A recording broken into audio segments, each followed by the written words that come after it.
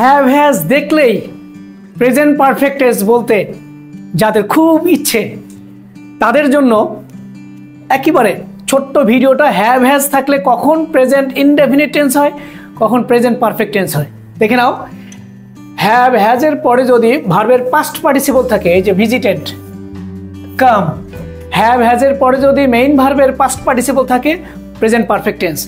We have visited the place, he has come here.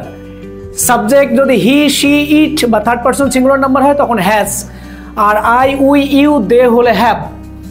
আর যখন have হ্যাজের পরে, এই যে হ্যাভ হ্যাজের পরে যদি নাউন থাকে, হ্যাভ হ্যাজের পরে যখন নাউন থাকবে, মেইন ভার্ব থাকবে না, তখন এটাকে বলা হবে প্রেজেন্ট ইনডেফিনিট টেন্স। তখন এটা আছে, এটা করতে হবে। I have a garden, he has a garden, she has a garden, we have many friends, he has many friends. তার মানে কি দাঁড়ালো? হ্যাভ হ্যাজের পরে যদি মেইন ভার্ব থাকে past participle present perfect tense, আর হ্যাভ হ্যাজের পরে যদি মেইন ভার্ব না থাকে তাহলে প্রেজেন্ট ইনডেফিনিট টেন্স। মনে রাখতে হবে।